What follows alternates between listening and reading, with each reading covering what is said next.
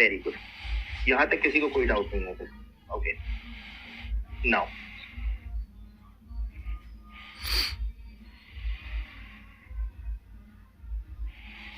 देखिए, अब आप जब आप ऑनलाइन चेक करते हैं बायर ट्रेडिंग के लिए, तो इसमें आपको ये भी होता है कि आपके जो ट्रेड एसोसिएशन होते हैं, है ना, उनकी डायरेक्टरीज होती हैं। आपने कोई कंट्री सेलेक्ट करी, ठीक है, उस कंट्री को आपने, उस कंट्री की ट्रेड एसोसिएशन डायरेक्टरी आपने एक्सेस करी। कैसे एक्सेस कर सकते हैं वो? किसी भी कंट्री की ट्रेड एसोसिएशन की डायरेक्टरी कैसे एक्सेस हो सकती है? It is very simple phenomena to understand. आपको अगर करना है तो इसमें आपकी सबसे अच्छी मदद जो हेल्प होती है वो आपके जो है इंडियन एम्बेसीज करती हैं। मतलब आपकी एम्बेसी कर देगी आपको। आपने एम्बेसी में जो है बात करी, एम्बेसी का मैं आपको अभी आगे दिखाऊंगा कैसे करते हैं। तो एम्बेसी में आपने कांटेक्ट किया, वहां से पता किया आपने कि कोई कौन सी, किस प्रोडक्ट की कौन सी ट्रेड एसोसिएशन है। They will give you this information free of cost. कैसे होती है वो मैं बता दूंगा। वहां से आपको डायरेक्टरी मिल जाती है। डायरेक्टरी नहीं तो डिटेल्स मिल जाएंगी। डायरेक्टरी तो ऑनलाइन भी अवेलेबल होती है। आपको वहां से आप उन ट्रेड एसोसिएशन को पता करके आप उनकी डायरेक्टरी ले सकते हैं, उससे पता कर सकते हैं, ठीक है। फिर मैंने आपको बताया था कि जब कोई एग्जीबिशन या ट्रेड फेयर में आप जाते हैं तो डेफिनेटली ये थंब रूल है कि वहां पर वो जितने भी मतलब वो समझ लीजिए 200-300 पेज की वो डायरेक्टरी होती है जिसमें उनके प्रेजेंट पास्ट फ्यूचर के पार्टिसिपेंट्स वो सारे होते हैं, तो वो आपको मिल जाते हैं, ठीक है। ये आप ऑनलाइन भी ले सकते हैं। मैंने आपको अभी 10 टाइम्स पे करके दिखाया था, तो सारे अवेलेबल थे, ठीक है। मैं अभी वो थोड़ी सी वेबसाइट पर कुछ इशू होगा तो नहीं चली, अदरवाइज आप चेक करोगे तो आपको ऑनलाइन एग्जीबिटर्स की लिस्ट मिल जाएगी, तो वहां से भी आप क्लिक कर सकते हो। मैंने आपको अभी commerce.gov भी दिखाया था कि गलफूड में कितने पार्टिसिपेंट थे, तो वो वे भी है, आपको पता चल चलिए, ठीक है। जो ऑथेंटिकेटेड डायरेक्टरीज होती है ना, इनका एक बड़ा प्लस पॉइंट ये होता है कि इनमें डिटेल्ड इंफॉर्मेशन होती है, क्योंकि ये एक अथॉरिटी से निकल के आती है। एक अथॉरिटी मतलब जो अथॉरिटी है इन एग्जीबिशन की या गवर्नमेंट की, वो उनको फिट करती है, तो उनकी इंफॉर्मेशन फेक नहीं हो सकती, वेग नहीं हो सकती। तो definitely there is a reward on this, ठीक है। फिर आप सबसे इम्पोर्टेंट एक और चीज आती है, आप देखिए लोकल चैम्बर ऑफ कॉमर्स। मैंने आपको अभी दिखाया था एक बायलैटरल एग्रीमेंट हम देख रहे थे इतने सारे कंट्रीज में। तो ये जो एग्रीमेंट्स होते हैं ये बिना चैम्बर ऑफ कॉमर्स के नहीं होते। ऑब्वियसली हर कंट्री का अपना इकोनॉमिक डिपार्टमेंट है, बिजनेस डिपार्टमेंट है, डेवलपमेंट डिपार्टमेंट है। तो आप डायरेक्टरीज की हेल्प से ये भी पता कर सकते हो कि, या इंटरनेट गूगल की हेल्प से भी पता कर सकते हो कि जिस पर्टिकुलर कंट्री को आप, जिस मार्केट को आपने टारगेट किया, वहां की आपके प्रोडक्ट का चैम्बर ऑफ कॉमर्स कौन सा है, तो वहां से आपको ये इजीली पता चल जाता है।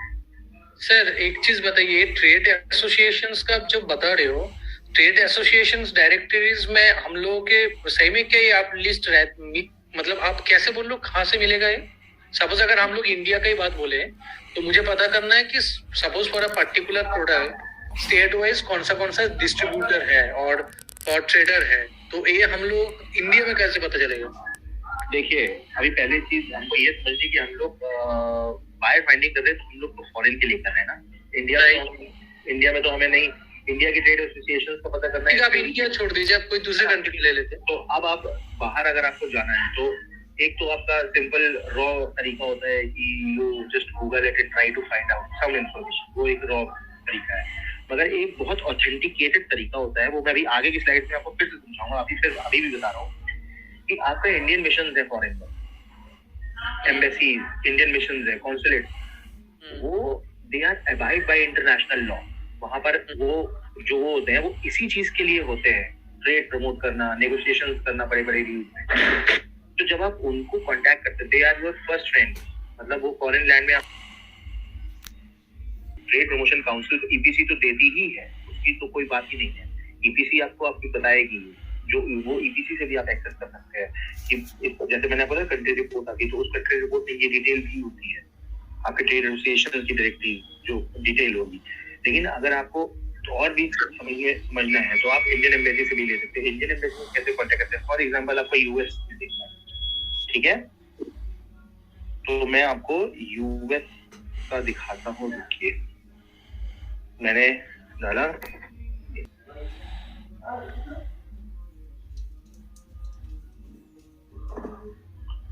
यहाँ पे सबको, ये मेरा पेज सबको विजिबल है।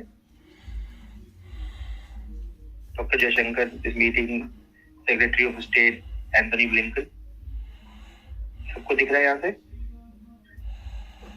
Yes sir. ठीक है, अब जब आप यहाँ पर आएंगे इसमें, तो देखिए यहाँ पर consular service, India relation, media से सही आएगा, पब्लिक नोटिसेस एंड अलर्ट्स, इसमें आप आइए।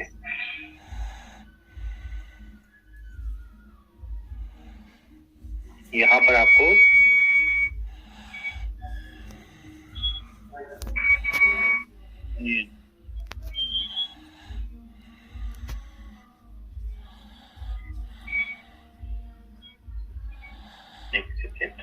शायद थोड़ा सा पेज अपडेट है, मैं आपको चेक,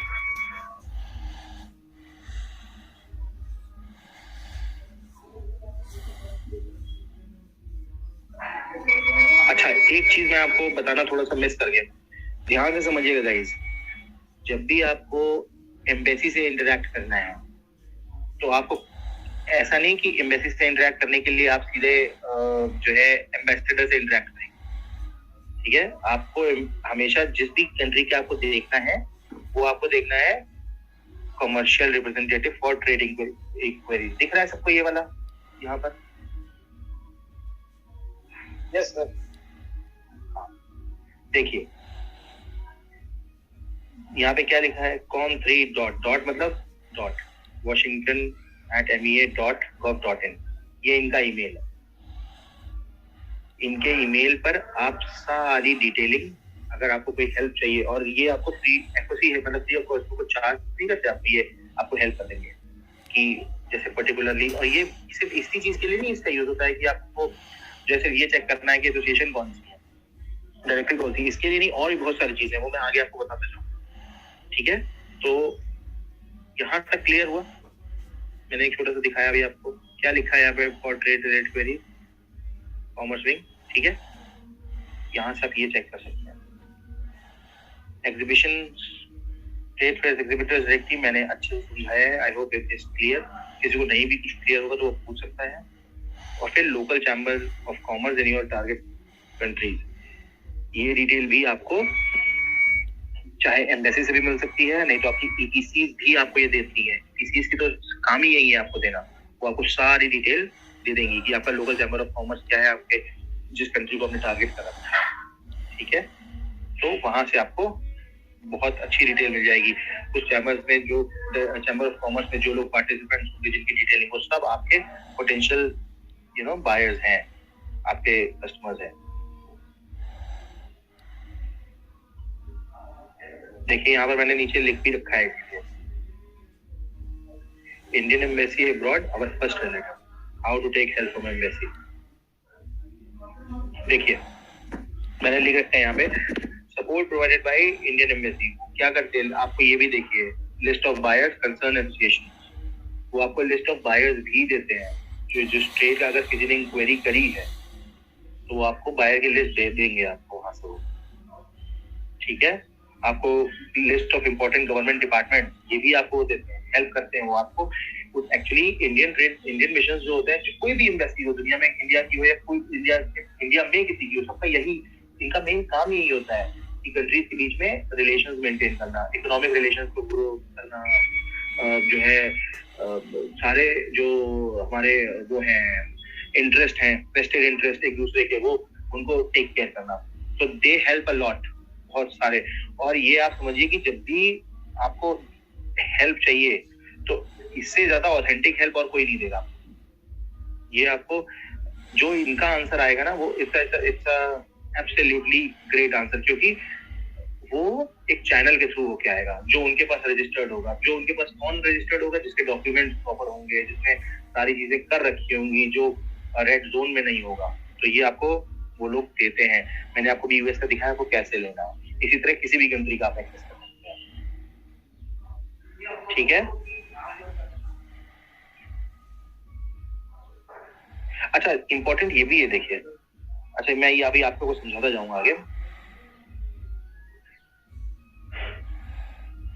सबसे इम्पोर्टेंट पॉइंट ये है, वेरिफिकेशन ऑफ बायर्स। आप समझ रही हैं कितना इम्पोर्टेंट पॉइंट है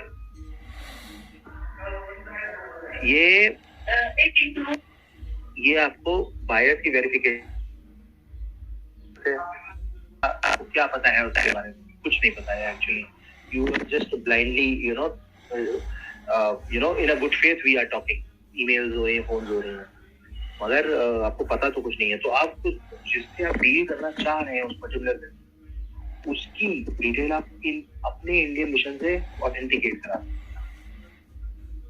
कि उसकी जब आप उससे मांगेंगे कि हमें अभी आगे आएगा बायर फाइंडिंग में कि उसके पेपर्स वगैरह मांगते हैं, तो वो आप ना इनको दिखा के चेक करा सकते हैं if is genuine, if the company is there, they are not in red zone, या they are not blacklisted, या they have not done any fraud, ऐसा कुछ।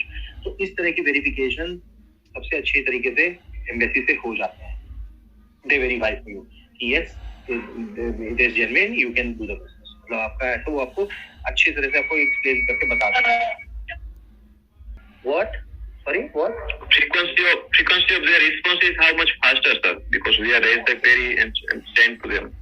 See, as far as fast move is concerned, there can be a delay of 1 to 3 days because if they are there at time zone is different.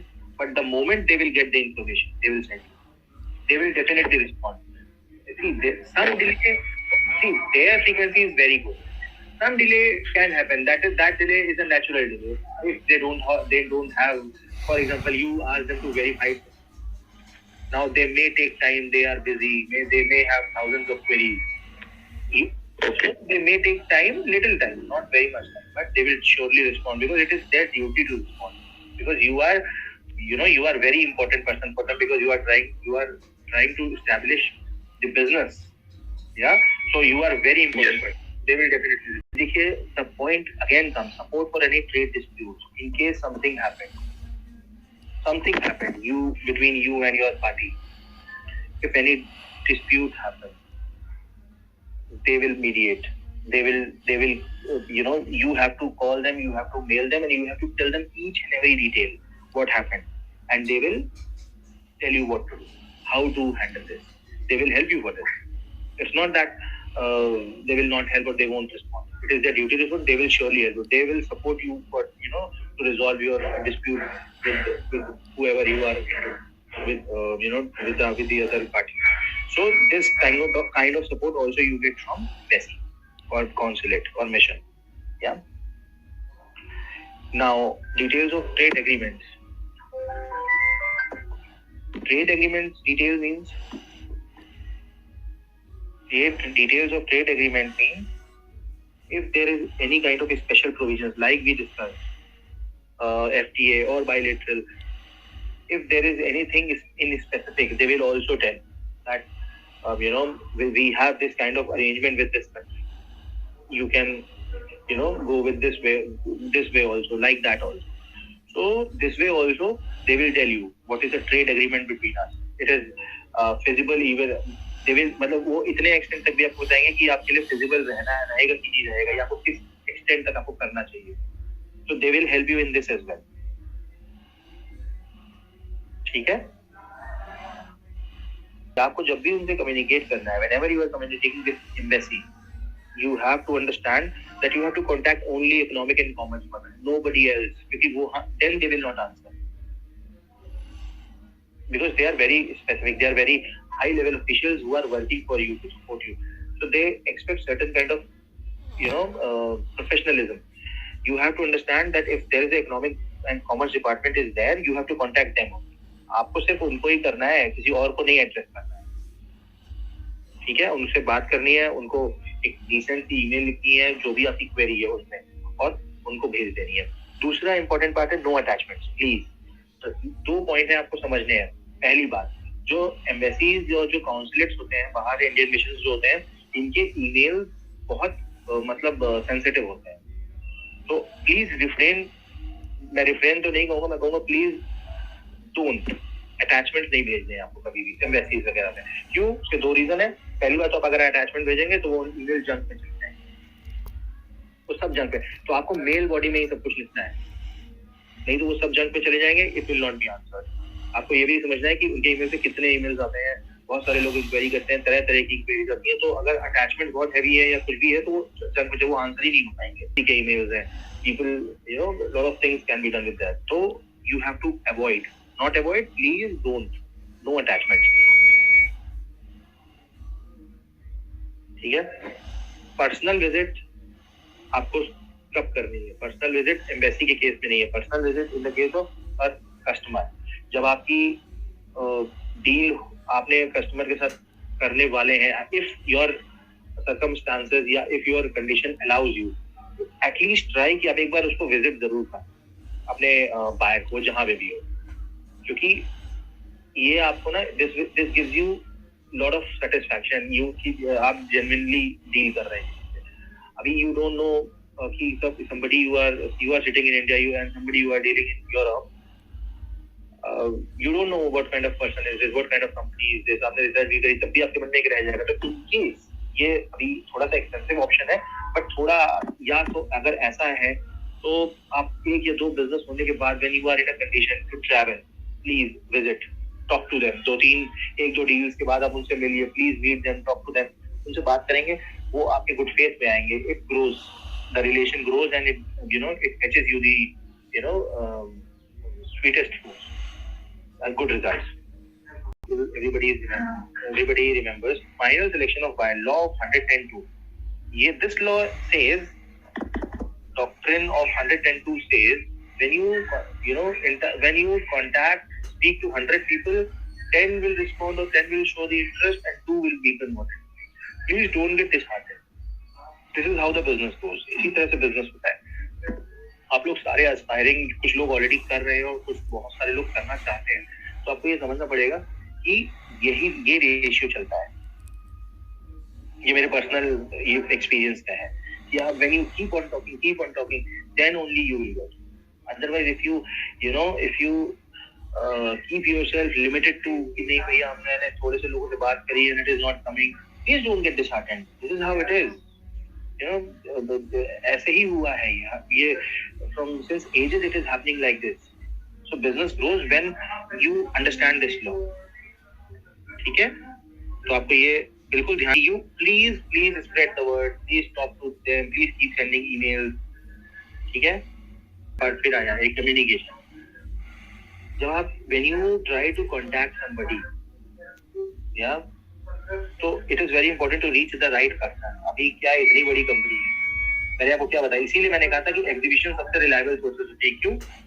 क्योंकि exhibitions में, trade fears में, आप जिसने भाई इतने पैसे खर्च करके जो एग्जिबिट कर रहा है, जो पार्ट आया है वहाँ पे, ऑब्वियसली कोई ऐसे नहीं आएगा, वो जेन्युइन ही होता है, सबसे जेन्युइन वही होते हैं। लेकिन जब आप इस तरह के मोड से कम्युनिकेट करना शुरू करते हैं तो आपको क्या फेस होती है? सबसे ज्यादा प्रॉब्लम ऐसा हो सकता है कि आपको राइट पर्सन नहीं मिल रहा है। क्यों नहीं मिल रहा है? पॉसिबली इसलिए नहीं मिल रहा है क्योंकि आपने फॉर एग्जांपल जर्मनी या फ्रांस या ऐसी जगह पे आपने बात कर ली है जहाँ पर नॉन इंग्लिश कम्युनिकेशन है,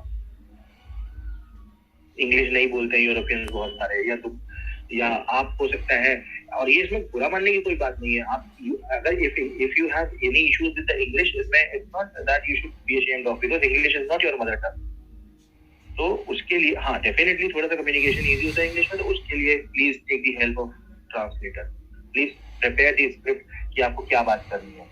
ठीक है, जब जहाँ पे नॉन इंग्लिश एनवायरनमेंट हो।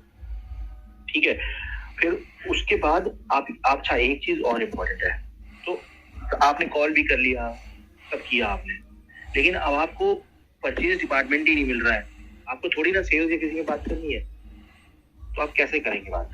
तो उसके लिए ना मैं आपको हमेशा सजेस्ट करूंगा, आप देखिए ये भी एक बात है कि भाई अगर आप इंटरनेशनल कॉल कर रहे हैं फोन से तो आपका मतलब it will be very expensive. तो आई सजेस्ट कि उसके 2-3 रीजन है। आप ना स्काइप कॉल करिए, ठीक है, make the call from Skype से करिए, या आपका एक और सॉफ्टवेयर होता है, उसका नाम है ईटेल नाम है उसका, मैं आपको अभी उसको बता देता हूँ।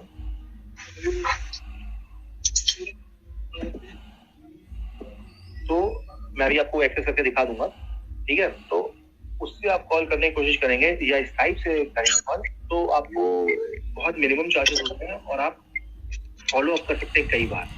अभी आपने फोन किया, अपने रेगुलर फोन से इंटरनेशनल जर्मनी फोन मिला दिया, रिसेप्शन वाले ने उठाया, आपने तो थोड़ी सी बात करी, उसने आपको होल्ड पे डाल दिया, कॉल आपकी कर दिया आपका, तो you have to understand that international call is very expensive, वो चल रहा है। तो स्काइप कॉल करिए। स्काइप कॉल से के 2-3 फायदे हैं, आपको मोबाइल कॉल भी हो जाती है स्काइप से, वीडियो कॉल भी हो जाती है स्काइप से, और ये भी कॉल लैंडलाइन कॉल भी हो जाती है स्काइप से।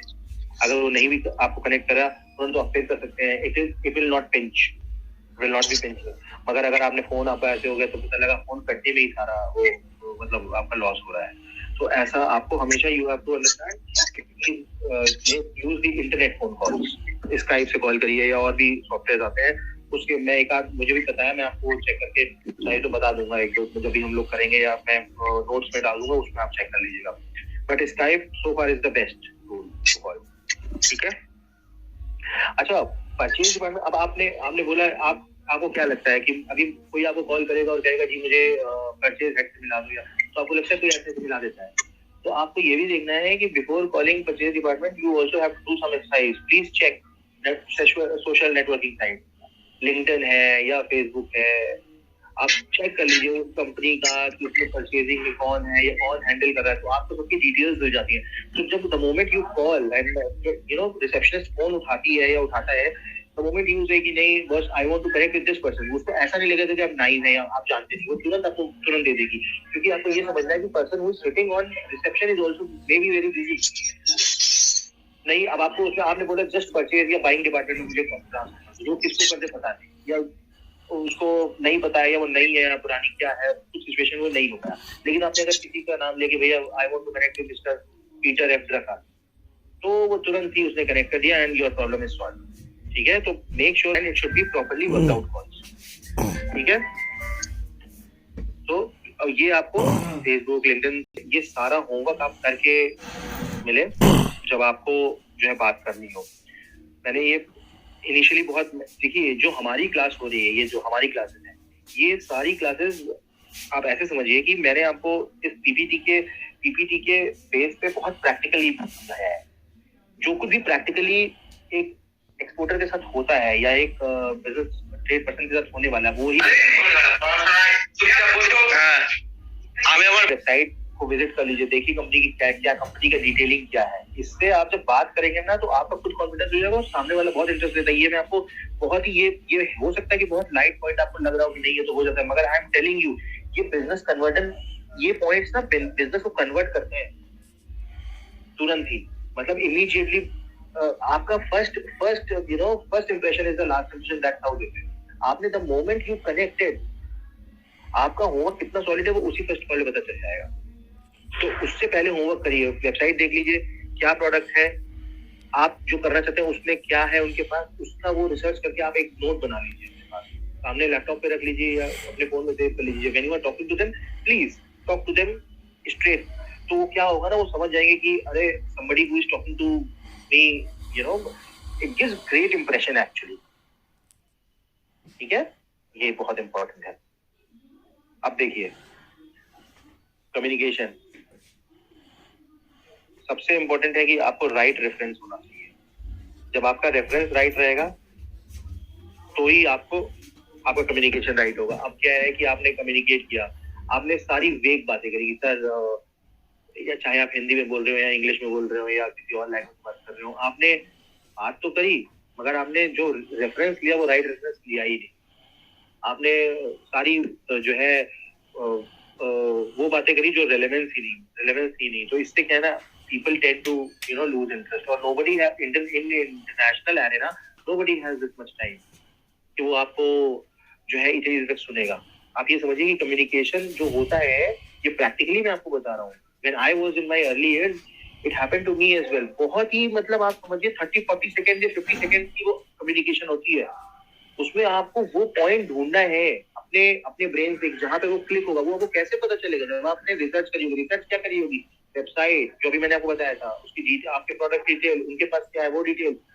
प्राइस आपको इमीडिएट नहीं बताना है कभी भी, ध्यान रखिए। Don't discuss price, always talk about quality.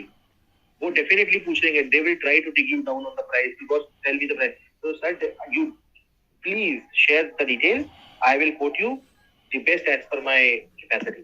That's how you have to make them understand. Price के बारे में बात नहीं करनी है. अगर आप बहुत प्राइसी हो जाएंगे या आप ओवर प्राइसी अंडर प्राइसी हो गए ना, तो वो आप डील सब खत्म समझिए. ठीक है, मैंने आपको एक्सप्लेन किया था कि आपको इंटरेस्ट, बायर का इंटरेस्ट समझना है कि बायर किस तरह का है. अब उससे बात करते, create the interest of the buyer to know more about you. कि आपने जो बात करी, आपको वो 40 सेकंड की, 50 सेकंड की या 1 मिनट की भी कॉल नहीं होती है एक्चुअली. अगर आपने बात करी है जब तक आप उससे मिले नहीं, इसीलिए मैंने कहा कि विजिट बहुत इंपॉर्टेंट है. अगर एक बिजनेस आपका हो गया गुड फेथ में या 2 बार हो गया तो प्लीज मेक द बजट. ऐसा मत सोचिए कि अब तो हो रहा है यार, there is no point, why should I go and it is very expensive. I am telling you this, if you visit them and meet them, that will be the best thing, that will be the best thing ever happened to your business. It will be the last nail on the coffin. मतलब आपका business deal हो जाएगा, क्योंकि उनको समझ में आ जाएगा you are genuine. यहाँ पे सारा जो पॉइंट है ना, वो इसी चीज का है. भाई फेस टू फेस हमने नहीं देखा, हमारा चल रहा है, कल कोई बात हो गई तो गॉड फॉरबिड, अगर आप किसी से नहीं मिले और कल कोई बात हो गया तो तीसरे चौथे ट्रांजैक्शन में, तो आप समझिए वो चला गया. लेकिन अगर आपने एक बार मिल के आ गए और फिर भगवान न करे, गॉड फॉरबिड, अगर कुछ होता है ऐसा, तो you are in a situation to explain कि boss this is the reason this happened, या वो you know X Y Z कुछ भी. तो you seal your deal by visiting them as well. ठीक है, और उनका इंटरेस्ट आपको पता होना चाहिए. आपने जब आप उनके प्रोडक्ट के बारे में उनसे ज्यादा बात करेंगे ना, तो उनको समझ में आएगा कि ये हाँ भाई, we are talking to somebody who knows the in and out. ठीक है, तो देयर इज नो हरी. आप पहले पूरा टाइम लो, करो उसको. फिर clear communication, no vague talking. Clear communication, क्या आपको बात करनी है, अपने बारे में थोड़ा सा बताना है, फिर अपने प्रोडक्ट के बारे में बताना है. और जितना भी कम्युनिकेशन में रखना है, सबसे ज्यादा इंपॉर्टेंट ये कि sir can I get your phone number and email address at least. ये सबसे ज्यादा इंपॉर्टेंट है. थोड़ा सा कम्युनिकेशन करिए. सबको पता है कि अगर आप 2 घंटे भी फोन पे बात करेंगे और कुछ भी बता देंगे तो ऐसे नहीं सीखने वाला है, जब तक वो आपको वेरीफाई नहीं करेगा. तो एटलीस्ट वेरिफिकेशन का फर्स्ट स्टेप जो आपका फोन नंबर या आपका वो है, वो लीजिए. वो बात करके, sir I will send you all the details, can you kindly give me the number so that I can showcase my whatever I have done. तो उससे क्या होगा कि उसका टाइम वेस्ट नहीं हुआ, उसका आपने मिनिमम टाइम लिया, प्लस आपको उसकी जो आपको रिक्वायरमेंट थी आपकी वो मिल गई. अब आप उसको ईमेल भेज सकते हैं, डिसेंट ईमेल भाई ऐसे. और मैंने आपको फिर बोला कि बड़े हैवी अटैचमेंट से बचिए. सब वो जंक पे चले जाते हैं, क्योंकि बाहर की कंपनी से बड़े सर्वर में सब वो लगे रहते हैं फिल्टर्स. और पहली ईमेल में ही नहीं भेज देनी है हर चीज. पहले ईमेल पे कम्युनिकेशन करना है थोड़ा सा, एक आध बार, कि सर यस, वो try to understand what he is thinking, she is thinking, क्या प्लान है, क्या प्रोडक्ट है, क्या है. ठीक है, तो ये सब चीजें इतनी इंपॉर्टेंट है ना, ये बस लगती है कि इंपॉर्टेंट नहीं करे कोई भी, बट ट्रस्ट मी, इस पे आपका बिजनेस यस और नो पे होता है. आपने जैसे ईमेल लिखा ना, वो तुरंत ही समझ जाएंगे कि मतलब दिस पर्सन, आपका राइटिंग स्टाइल या आप क्या लिख रहे हैं, वो तुरंत ही पता चल जाएगा कि आप कितने, आप which level are you at. Level as in कि आप, कोई ये आपसे एक्सपेक्ट नहीं कर रहा है कि आप ऑक्सफोर्ड की इंग्लिश लिखिए, लेकिन आपसे कोई ये भी नहीं एक्सपेक्ट कर रहा है कि आप उसमें सारी कहानी लिखिए जो रिलेवेंट नहीं है. तो क्लियरली लिखिए कि आप ईमेल किसको लिख रहे हैं, काइंड अटेंशन, जिसको भी लिख रहे हैं आपको मिल गया है नाम, नंबर, ईमेल. फिर जो आपका रेफरेंस पॉइंट है वो आप लिखिए. Then short and clear message, मैंने आपको बता ही दिया. फिर मैंने आपको ये बताया कि पहले बार में आपको नहीं भेजना है कोई भी चीज, ज्यादा से ज्यादा भेजना है. तो ऐसा नहीं कि आपने 10 MB का 20 MB का वो उठाया अपना और क्या PDF डॉक्यूमेंट कैटलॉग वो अटैच करके भेज दिया. पहले if you have website, at least send the link. अगर वो PDF का लिंक है तो वो लिंक कीजिए, क्योंकि outside India people have this tendency of having short crisp messages. वो क्लिक करेंगे, वो आपको देख लेंगे. अब आपने इतना अटैच कर दिया, एक तो वो उनको मिली कि नहीं मिली आपको डाउट में रहेंगे, और अगर मिली भी तो वो उनको डाउनलोड करनी है, वो डाउनलोड होने में उनको इतना टाइम लग गया या क्या हो गया, हुई कि नहीं हुई, आपका विंडोज का वर्जन डिफरेंट है, उनका डिफरेंट है, क्या हुआ क्या नहीं हुआ. तो अवॉइड. ठीक है, राइट. देखिए, no photograph, no brochures in first email, मैंने बताया था. फोटो, हाँ ऑब्वियसली फोटोग्राफ ऐसे नहीं भेजनी है, चीजें नहीं, this doesn't look professional. No grammatical mistakes. To avoid grammatical mistakes please पहले आप लिख लीजिए एक वर्ड डॉक्यूमेंट पे आप क्या लिखना चाहते हैं, वहां पे स्पेल चेक होता है। स्पेल चेक से आपको पता लग जाएगा कोई स्पेलिंग मिस्टेक नहीं होगी। आपने लिख लिया, अगर आपको कहीं कुछ और इंग्लिश ट्रांसलेशन में दिक्कत आ रही है तो आप गूगल ट्रांसलेटर की हेल्प ले लीजिए। आप पहले हिंदी में लिख लीजिए और ट्रांसलेट कर लीजिए उसको गूगल ट्रांसलेटर से इंग्लिश में, एक्यूरेट ट्रांसलेशन हो जाएगा, उसी को कॉपी पेस्ट आप। It is very helpful. अभी गूगल एनालिटिक्स क्या होता है?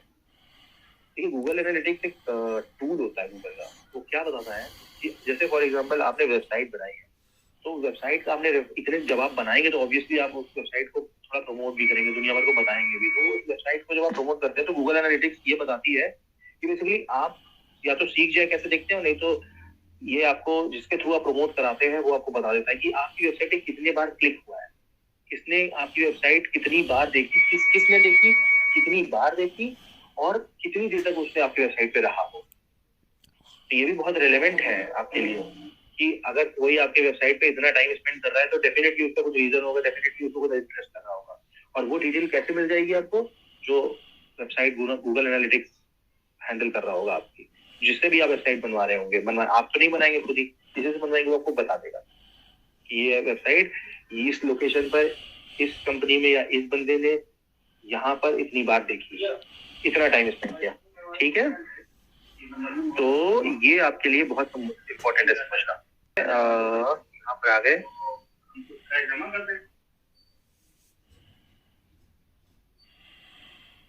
जब भी आपसे बात थोड़ी बहुत हो जाएगी तो अब मेरी आपने मैं आपका कस्टमर हूँ, मैंने आपसे बात करी, आपने मुझे कन्विंस कर लिया कि यू आर जेन्युइन। नाउ मैं आपको mute, it is very important. ये बहुत इंपॉर्टेंट है समझना। द मोमेंट 99% केस में ये होता है कि वो आप जैसे आप कहेंगे ना, वो आपसे कहेगा ठीक है सेंड मी द सैंपल। आपने कहा ठीक है sir, I will send you the sample. Sir, someone is disturbing, sir. सबसे पहले जब आप सैंपल भेजते हैं तो एक कवर लेटर बनाए। कवर लेटर क्या होता है? कवर लेटर ये होता है कि उसकी थोड़ी सी डिटेल लिखते हैं कि वो सैंपल क्या है, किस चीज का है, क्या है, थोड़ी सी डिटेल और किस पे अटैच है वो आपने लिख दिया। एक कवर लेटर एक बनाया, शॉर्ट, एक छोटा सा 4-5 लाइन का डिस्क्रिप्शन। ठीक है, आपने जिसको भेजना है उसका 2 में लिख के फिर अपना पूरा उसका 4-5 लाइन का डिस्क्रिप्शन और अपनी डिटेल नीचे लिख दी।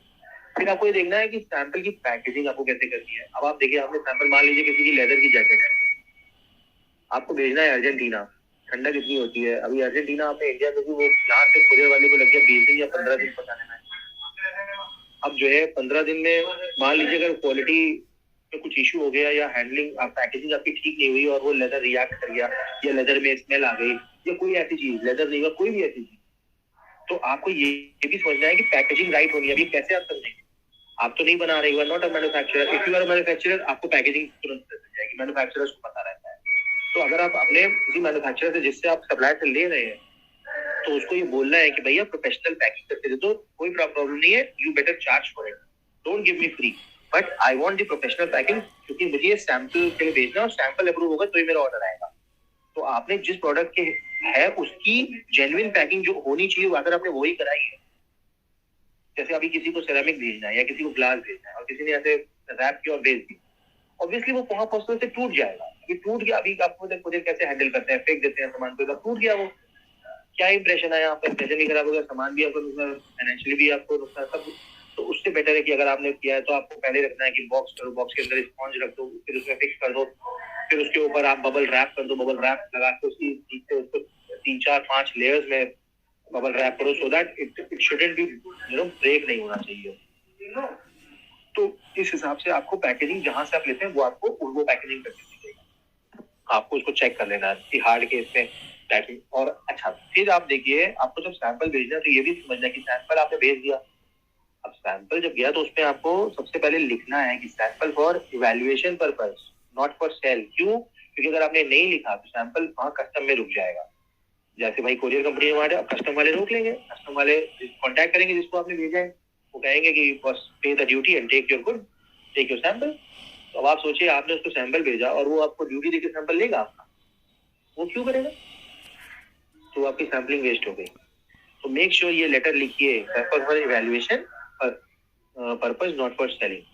उससे क्या होगा कि ये पता चल जाएगा कि, और एक प्रोफॉर्मा इनवॉइस बनाइए। परफॉर्मा इनवॉइस मतलब कि जो एक सैंपल की कॉस्ट होती है, जैसे जितने भी हो, $2, $3, $5, व्हाटएवर। सर एक बात कर, हाँ जी, हेलो सर, एक प्रोफॉर्मा इनवॉइस बनाना है, इनवॉइस पे लिख देना एक सैंपल या 2 सैंपल हमने भेजे, उसकी कॉस्ट और ये लेटर लगा दिया, तो इसमें उसको ड्यूटी नहीं पड़ेगी और वो जो है उसके बाद बिना किसी चार्ज के पहुंच जाएगा। कोरियर चार्जेस ऑफ कोर्स उसको ही पे करने हैं, आपको नहीं पे करने। आप आपको एक और बता देता हूँ क्विकली कि ये जितनी भी कंपनीज होती हैं जो इस तरह की चीजें इंपोर्ट करती है ना, उनके सबके कुरियर अकाउंट्स, ऐसा नहीं कि आपको बोलेंगे कि आप 1500 या 2000 का या 5000 का कुरियर भेजिए, आप ऐसा नहीं होता है। तो आपको क्या करना है, दीज आर ऑल 2 तरह के कुरियर होते हैं, एक प्रीपेड कुरियर, एक courier at the time of delivery, COD जो होती है। तो उनके अकाउंट होते हैं, तो उनसे आप पूछ लीजिए कि सर कौन सा कुरियर अकाउंट है आपके पास, DHL है कि FedEx है कि ब्लू डार्ट है या क्या, जो भी हो, तो आपको बता देगा और अकाउंट नंबर दे देगा, अपनी डिटेल दे देगा, तो आप उसी कुरियर से उसको भेजिए। तो क्या होगा, वो वहां से फ्री में चला गया आपके पास से, ठीक है, पिकअप हो गया, और वो जब उससे डिलीवर हुआ तो वो पेमेंट वहां कुरियर में कर दिया। लेकिन ये कंडीशन तब होती है जब बहुत अच्छे टर्म्स हो। अगर पहली बार में आप कर रहे हैं तो ऐसा मत करिए, मेरा ये मानना है, क्योंकि क्या होगा कि उससे थोड़ा सा एक प्रोफेशनल लग जाएगा कि अरे we can not, we are not even ready to cooperate this much. But later on जब आपको सैम्पलिंग करनी होगी तो आपके लिए हेल्पफुल रहेगा कि आपको पैसे नहीं देने पड़ेंगे, मतलब वो वहां से अपने आप जो है प्रीपेड उनका वो डिलीवर करेंगे वहां पर और वो उनसे ही पैसे ले लेंगे कुरियर वाले, ठीक है। दुनिया के और कंट्री में तो उसको ऑथेंटिकेट आप कैसे करेंगे, आप मिल नहीं सकते क्योंकि आपका इतना बजट नहीं है, ऐसा नहीं कि आप जा सकते और छुट्टी कर सकते, तो वो उस बजट कंस्ट्रेंट और भी कंस्ट्रेंट की वजह से आपको ये प्रिकॉशनरी एडवाइस है कि आप पहले उसको ऑथेंटिकेट भी करें, और ये मस्ट डू प्रोसीजर है, इससे आप हमेशा सेफ रहेंगे। कैसे आप ये करेंगे, आपको सबसे पहले आप उस कंपनी, जो कंपनी से आप डील कर रहे हैं, जिस भी से भी डील कर रहे हैं, उसकी वेबसाइट और उसकी मेंबरशिप डिटेल आपको समझनी है। मेंबरशिप कौन सी डिटेल्स होती है, कोई भी कंपनी हो, जैसे इंडिया में भी हम लोग चेक करते हैं कि हमारे कुछ एसोसिएशन होते हैं या हमारे कुछ ट्रेड यूनियन हो, कुछ भी हो, तो वेबसाइट आपको पहले चेक करनी है, वेबसाइट से उसकी डिटेलिंग समझनी है, और अगर आपको सेटिस्फैक्टरी डेटा मिलता है तो ठीक है, और अगर नहीं मिलता है तो आपको उससे पूछना है कि बॉस किसी कुछ और आप डिटेल बताएंगे अपने बारे में। जैसे आपका बायर आपसे पूछता है कि अपनी ऑथेंटिकेट करो, तो आप उसको क्या देते हैं, उसको जो है आप अपना आईसी कोड देते हैं और आरसीएलसी नंबर देते हैं, एक्सपोर्ट प्रमोशन काउंसिल के बारे में बताते हैं। तो वैसे ही आप भी उससे पूछेंगे कि आपकी क्या एसोसिएशन है, आप कहाँ पे कहीं रजिस्टर्ड है, कुछ भी डॉक्यूमेंट उससे ज्यादा से ज्यादा मंगवा लीजिए, सो दैट आपके पास एक रिकॉर्ड हुआ। फिर आपको क्या करना है कि आपको वो डॉक्यूमेंट्स जो है, आपको मैंने कल बताया था कि इंडियन एम्बेसी के सपोर्ट से आपको करना है। इंडियन एम्बेसी को सारी डिटेल आप भेज कि बॉस मैं इस कंपनी के टच में हूँ, हम लोग बिजनेस करने के लिए सोच रहे हैं और इसलिए ये डिटेल काइंडली वेरीफाई। तो वो इंडियन एम्बेसी जो है उसको अपने लेवल से उस पर, इंडियन एम्बेसी कौन सी, उस कंट्री की जहां पर हमारा इंडियन मिशन बैठा हुआ है, वो जो है आपको वेरीफाई करके उस बायर की या उस कंपनी की पूरी डिटेल बता देंगे कि जो इन्फॉर्मेशन आपके पास है वो जेन्युइन है कि नहीं। इससे आप डबल एश्योर हो जाएंगे। अच्छा, दूसरी चीज, आपको एक बहुत इंपॉर्टेंट पॉइंट है, सब लोग प्लीज पेन और पेपर जरूर ले लें, क्योंकि ये बहुत इंपॉर्टेंट पॉइंट बताने जा रहा हूँ। सब लोगों ने सुना, किसी ने सुना भी होगा, ECGC। ECGC एक ऑर्गेनाइजेशन है हमारे गवर्नमेंट। सर आपका स्क्रीन नहीं दिख रहा है। ECGC स्टैंड्स फॉर व्हाट, मेरी स्क्रीन बता। हाँ सर, इस बार दिख रहा है ना, तो मैं आपको ECGC के बारे में बताता हूँ। ECGC क्या है, ये एक ऑर्गेनाइजेशन है गवर्नमेंट जो आपके बायर का रिस्क कवर करती है, मतलब आपका रिस्क कवर करती है अगेंस्ट एनी इशू, अगर फ्यूचर में कुछ हो गया। अब जैसे मान लीजिए बैंक उसकी डूब गई या कुछ आपको इशू आ गया, उसने पेमेंट नहीं कराया या कुछ भी किया, तो आपको यहाँ से ECGC से उस रिस्क कवरेज लेना है। उसका बहुत नॉमिनल पेमेंट वो लोग लेते हैं, है ना, और वो आपका रिस्क कवर, इन केस आपका बायर किसी भी रीजन से पेमेंट नहीं करता है तो आप जो है ECGC से अपना ECGC आपको 90% आपका पेमेंट दे देगा। ठीक है, ये एक तरह का ऐसे समझिए कि इंश्योरेंस है। इंग्लिश में चेक कर लेते हैं। सबको मेरी स्क्रीन दिख रही है गाइस?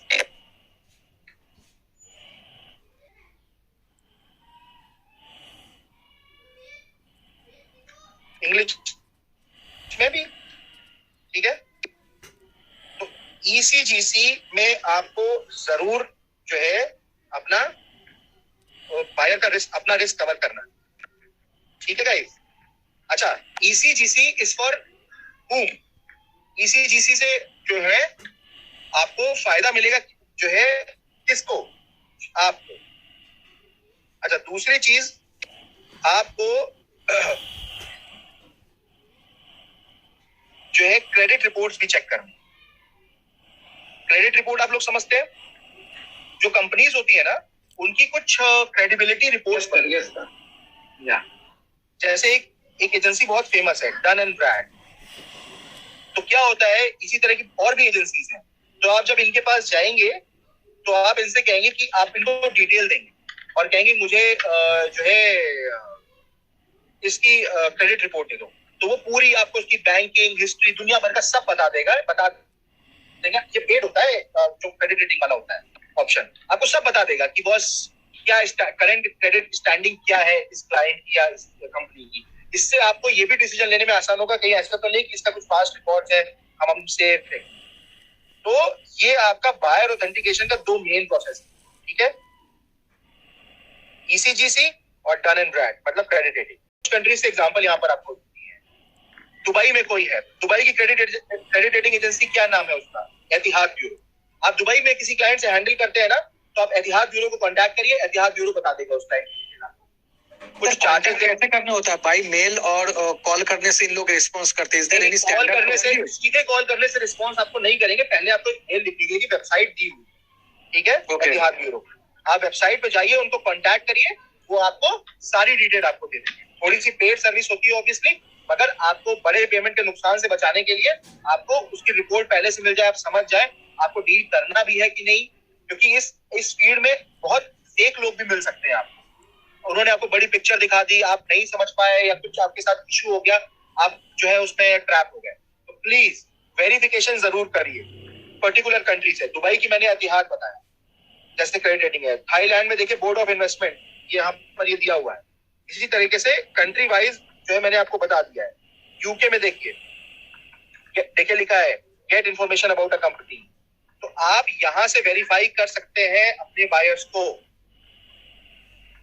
देखिए, अब देखिए यहाँ पर अगर चाइना का है तो चाइना से तो आपको 100% चेक करना है। मैं कह रहा हूं कुछ भी हो, कोई कितना भी कहे, चाइना का तो जरूर चेक करना। चाइना की ये डिटेल है, ठीक है, चाइना से आपको जरूर वेरीफाई करना है। देखिए यहाँ पर सारी डिटेल्स, तो आपको ये सारी चीजें यहां से पता चले। देखिए, ठीक है, ये चाइना। मैं आपको चाइना के बारे में इतना सारा इसलिए बता रहा हूँ कि चाइना में अगर कोई भी काम करता है, चाहे वो एक्सपोर्ट हो इम्पोर्ट हो, प्लीज गाइस प्लीज जरूर वेरीफाई करिए, ठीक है। इंडियन, ये देखिए एम्बेसी ऑफ इंडिया बीजिंग और शंघाई, ग्वांगझू, हांगकांग, इतने सारे कॉन्सुलेट्स हैं। Compiled directly for Chinese company which are involved in trade disputes. देखिए पूरा डिटेल दिया हुआ है यहाँ पर। आप जब जाएंगे लिंक पर जो मैंने इसके ऊपर अभी दिखाया था, आपको सब कुछ मिल जाएगा। वहां पे आप इंडियन एम्बेसी पे जाएंगे, वहां के इंडियन कॉन्सुलेट पे, तो आपको वहां से वो सारी डिटेल बता देंगे। ये देखिए नीचे लिखा हुआ है एम्बेसी ऑफ इंडिया बीजिंग.gov.in ट्रेड डिस्प्यूट। इस लिंक पे जाएंगे तो आपको ये सारी चीजें मिलेंगी। तो प्लीज चाइना से कुछ भी कर रहे हैं तो जरूर आप एक बार इसको चेक करिए, ठीक है।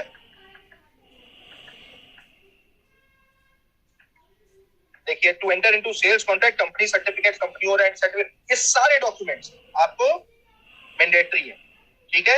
यहाँ पे सब देखिए लिखा हुआ है आपको, इसीलिए बहुत अच्छा लिंक है, इस पे जाकर आप अपने बायर की वेरिफिकेशन कर सकते हैं। ये सारा स्टैंडर्ड है। सो हमारा सेशन ये वाला सर कंप्लीट हो गया। ये स्टूडेंट पोर्टल है, एक क्वेरी हो, please feel free to contact help desk. किसी से पूछना है, पर्टिकुलर नाम मेंशन कर दीजिए तो वो आंसर कर देंगे। आप चाहेंगे तो फोन नंबर्स भी कनेक्ट हो जाएंगे, नहीं तो आपको स्टैंडर्ड आंसर्स आ जाएंगे। So in this way you can take always assistance, ठीक है। मिल सकते हैं क्या हमें हमारी कोई वेबसाइट पे या क्या किसी पे कि कितना मटेरियल दिया है? बिल्कुल, मैंने आपको बताया था कल। आप अगर इस वेबसाइट को ठीक से एक्सेस करेंगे, देखिए 10times.com, हाँ, ठीक है, 10times.com। जब आप इंपोर्टर या एक्सपोर्टर कहते हैं तो वो आपके क्लाइंट्स ही होते हैं एक तरीके से, ठीक है। जैसे आप जाएंगे, मैंने आपको कल ये फिर बताया था, एक मिनट सर, ये इवेंट एंड हो रहा है क्योंकि आपकी नई क्लास शुरू होने वाली है। आप यहाँ पे जाएंगे, मैंने आपको कल बताया था, इसी प्रोसेस को फॉलो करना है आपको। जो है, जैसे आपने यहाँ पर देखिए, मैं छोटा सा एग्जांपल ले रहा हूँ। अपैरल का ये बोल दिया मैंने।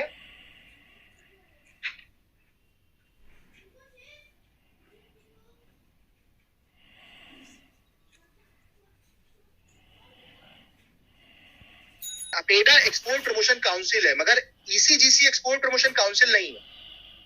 ईसीजीसी नहीं बोल रही हूँ मैं, AEPC। अच्छा AEPC में। हाँ, ये कुछ लोग आपको नहीं शेयर करते, मैंने कल बताया था। कुछ शेयर करते हैं, कुछ नहीं शेयर करते हैं, लेकिन कंफर्मेशन था कि AEPC में भी फैसिलिटीज है क्या, वो कंफर्म करने का था मुझे। बिल्कुल मैम है, 100%। अगर आप उस कंट्री के गूगल पेज पे गए हैं, कल मैंने, हाँ, तो जैसे कल मैं गया था तो मैंने सिरामिक का एक एग्जांपल लिया था। सिरामिक आप देखिए, वहां की ही सारी कंपनीज आपको दिखेंगी सिरामिक की, इंडिया की आपको नहीं दिखेगी, क्योंकि वो वहां का बताएगा। तो ये इंफॉर्मेशन बिल्कुल ऑथेंटिक है। ओके सर आपकी स्क्रीन विजिबल नहीं है सर। आपका ये वीडियो कब डाउन समझना है, आपको नहीं समझ में आया या आपको कुछ भी लगता है, तो मैंने आपको बताया था कि आप या तो जो है एक पर्सनल, मतलब वो पोर्टल में ईमेल कर दीजिए। आपको कोई पर्टिकुलर चीज जाननी है, समझनी है, या कम्युनिकेशन का क्या पैटर्न कर रखना है, तो हम उसको भी रिप्लाई कर देंगे आपको। वही आप सेम पैटर्न फॉलो कर सकते हैं। नहीं, क्लास में कवर होगा का वो बात करिए, वो तो है आपके वो जो इसके बारे में एक डेडिकेटेड क्लास के लिए पूछ रहे हैं क्या? So what she is saying, that is the handholding, like how to connect with the buyers in different countries. So whatever you have said, that is just the normal way to connect. Okay. So it is if you take an example for any particular category, and by that way, how to connect with that buyer, what is the standard procedure one should follow? See, ma'am का question भी यही था, मैं वही समझने की कोशिश कर रहा था, और मैं आपका भी सेम क्वेश्चन है, आई अंडरस्टूड नाउ। देखिए, जो मैंने आपको बताया ना, this is correct, that is the standard process. मगर ये भी एक इम्पोर्टेंट बात है कि वो ही एक प्रोसेस है। हम इंडियन एम्बेसी को कोट करके, विवेक जी, मैडम का क्वेश्चन एग्जैक्टली ये था। फॉर्मेट है ना, ईमेल फॉर्मेट, और आपको हमारे डॉक्यूमेंट्स में मिल जाएंगे। IIM डॉक्यूमेंट्स करके है। हाँ फॉर्मेट। हाँ, मैं वही आपको बताने जा रहा था कि आप अगर डॉक्यूमेंट्स में जाएंगे, हमारे इंस्टीट्यूट के डॉक्यूमेंट्स में, तो आपको वो सारे फॉर्मेट, टेम्पलेट्स आपको सब मिल जाएंगे। और बायर को कोटेशन कैसे देने का वो भी है आपके पास, सैंपल? बिल्कुल है, वो भी है, सारा कुछ है उस डॉक्यूमेंट की लिस्ट में। आपको एक चीज A to Z आपको जो भी चाहिए वो सब मिल जाएगा। सॉरी, मैं इस चीज से मिसअंडरस्टूड कर गया, मुझे लगा शायद आप प्रैक्टिकली कह रहे हैं कि एम्बेसी को कोई मेल भेजकर समझने का वैसा, तो मैंने कहा कि मैं एम्बेसी को कोई ईमेल नहीं भेज सकते वैसे। लेकिन आपको अगर फॉर्मेट समझना है, exactly what you need to write and how it has to be addressed, वो सारा डॉक्यूमेंटेशन आपको डॉक्यूमेंट की लिस्ट में मिल जाएगा। ठीक है, Okay, got it. ठीक है। I hope everything is clear.